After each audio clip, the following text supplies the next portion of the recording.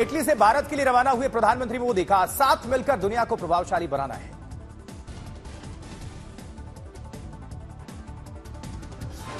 G7 की बैठक खत्म होने के बाद ग्रुप फोटो सेशन का कार्यक्रम, सभी सम्मिलित देशों के राष्ट्राध्यक्षों से हुए शामिल इसमें।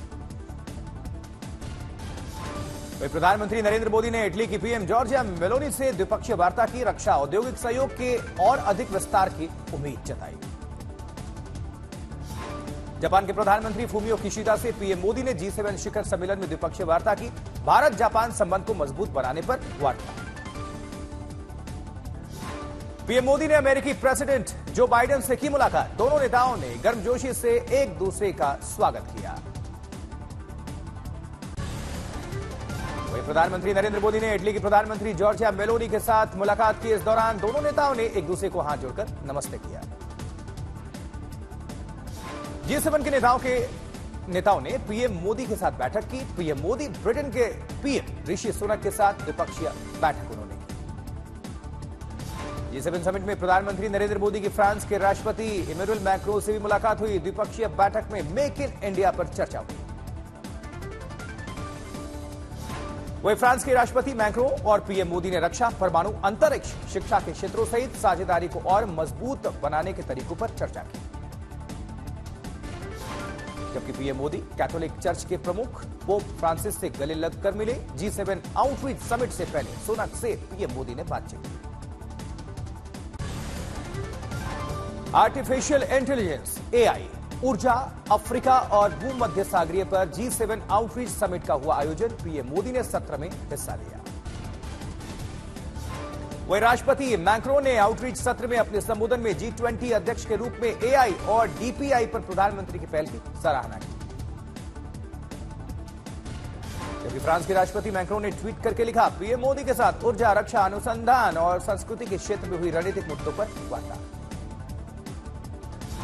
G7 समिट के आउटरीच सेशन में पीएम मोदी का संबोधन। प्रधानमंत्री मोदी ने समिट में निमंत्रण और अतिथि सत्कार के लिए इटली की पीएम मेलोनी का आभार प्रकट किया।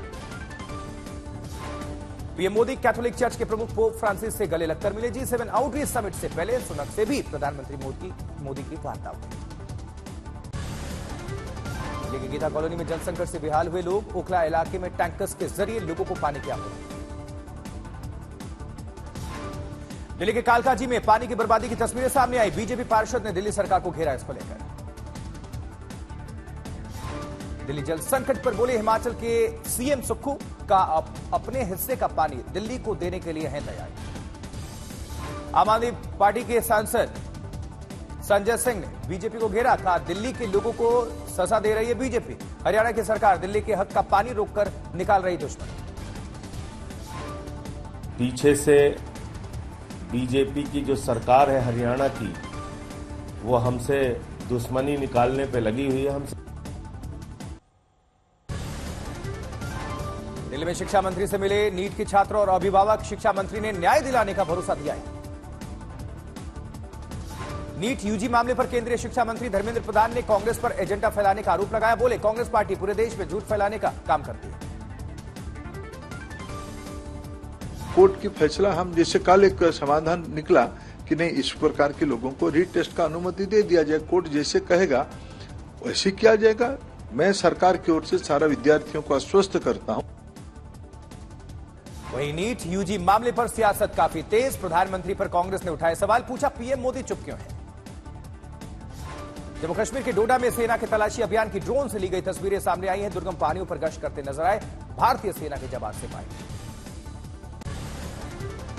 गोरखपुर में आज मोहन भागवत और सीएम योगी की हो सकती है मुलाकात। कई मुद्दों पर चर्चा संभव। आरएसएस नेता इंद्रेश कुमार ने बीजेपी पर हमले वाले अपने बयान से यूटर्न लिया है। कहा सत्ता पाने वाले राम भक्त हैं। आज तक से बातचीत में सफाई दी, कहा राम भक्तों को सत्ता मिली है, मोदी के नेतृत्व में देश और प्रगति करेगा। वहीं अयोध्या में आतंकी हमले की मिली है धमकी। जैश ए मोहम्मद ने बम से उड़ाने की धमकी दी है। राम मंदिर और एयरपोर्ट पर अतिरिक्त सुरक्षा बलों की तैनाती। चप्पे चप्पे पर सुरक्षा बलों की पैनी नजर।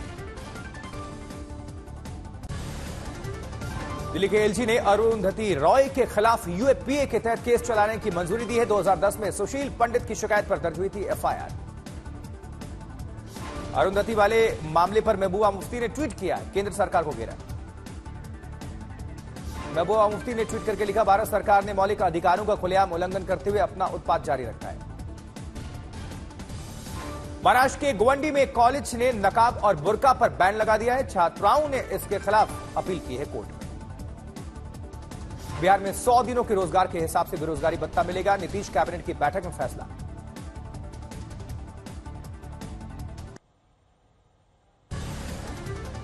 उधर राष्ट्रपति भवन के सांस्कृतिक केंद्र में राजा पर्व समारोह का आयोजन हुआ। राष्ट्रपति द्रौपदी मुर्मू समारोह में शामिल हुई हैं।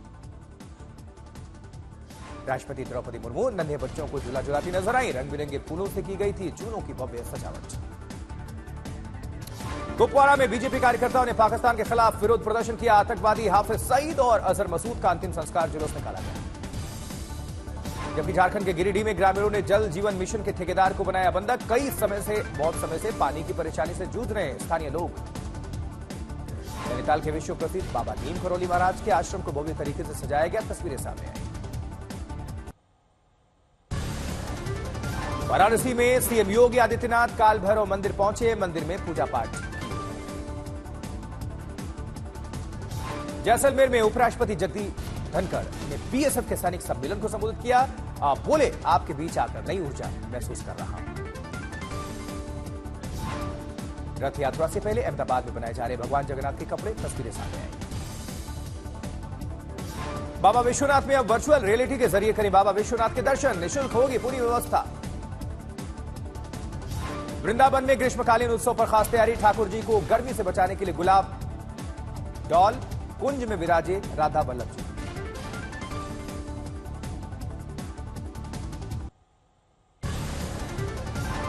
आंध्र प्रदेश के पार्वतीपुरम में तेज हवा के साथ भारी बारिश। आंधी में उखड़े बिजली के खंभे और पेड़। वाशिम में धुआंधार बारिश से हाहाकार। किसानों के घरों में घुस गया पानी। वही वाशिम में बारिश के बाद सड़कें बनी तालाब। जगह जगह जल जमाव। वही जोशीमठ बद्रीनाथ राष्ट्रीय राजमार्ग पर लंबा जाम लग गया। यात्रियों के लिए मुसीबत। हीट वेव की चपेट में पहाड़ी प्रदेश हिमाचल। राहत के कोई अभी आसार नहीं। आगामी 2 दिनों के लिए येलो अलर्ट भी जारी है। जबकि गुजरात से खबर है, नाडियाड के बस स्टैंड के पास बिजली का खंभा गिर गया और वीडियो सीसीटीवी में है। विकासनगर के एक कबाड़ गोदाम में भीषण आग। मौके पर पहुंची दमकल विभाग की गाड़ियां। जबकि झज्जर के बिजली बोर्ड परिसर में अचानक आग लग गई। दमकल और लोगों की कड़ी मशक्कत के बाद आग पर काबू। गुरेज में बाढ़ पर चढ़ने की कोशिश करते समय फंस गया भालू। अधिकारियों ने रेस्क्यू किया है।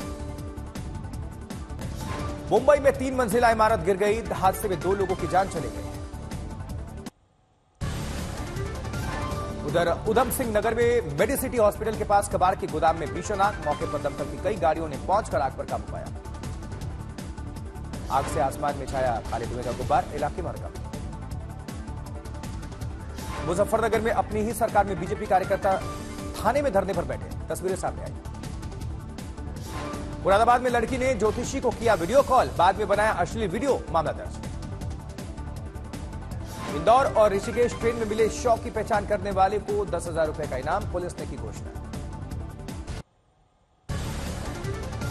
वही Latehar Sasaram intercity passenger train में आग लगने की झूठी अफवाह से यात्रियों में दहशत। 2 लोगों की जान चली गई इसमें। अमरेली में एक बोरवेल में गिरी मजदूर की 1.5 साल की बच्ची। पिछले 16 घंटों से चलाया जा रहा रेस्क्यू ऑपरेशन। छत्रपति संभाजीनगर के गवर्नमेंट मेडिकल कॉलेज में 6 छात्रों पर रैगिंग करने का आरोप। 3 छात्रों को 6 महीने के लिए सस्पेंड किया गया। कुवैत के अल मंगफ इमारत में लगी आग से गोपालगंज के रहने वाले 2 लोगों की मौत। गांव में हड़कंप है। सीकर में महिला की मौत के बाद बवाल। मृतका के परिजनों के शव को लेकर धरना। वही सोनाक्षी की शादी पर शत्रुघ्न सिन्हा का रिएक्शन। बोले, एक ही तो बेटी है मेरी, अगर उसकी शादी हो रही है तो मेरा आशीर्वाद उसके साथ है। फिर विवादों में शिल्पा शेट्टी और राजकुंद्रा सराफा व्यापारी ने धोखाधड़ी का आरोप लगाया इन पर। बॉर्डर 2 की रिलीज डेट सामने आई। 23 जनवरी 2026 को यह फिल्म आएगी। सुशांत सिंह राजपूत की बहन ने शेयर किया इमोशनल पोस्ट, लिखा 4 साल हो गए आज तक पता नहीं चला उस दिन क्या हुआ था। मनीला और टोक्यो के बाद दुनिया में मुंबई में सबसे ज्यादा बढ़े प्रॉपर्टी के दाम। दिल्ली एनसीआर दुनिया भर में घरों के दाम बढ़ने वाली लिस्ट में 5वें नंबर पर मौजूद है।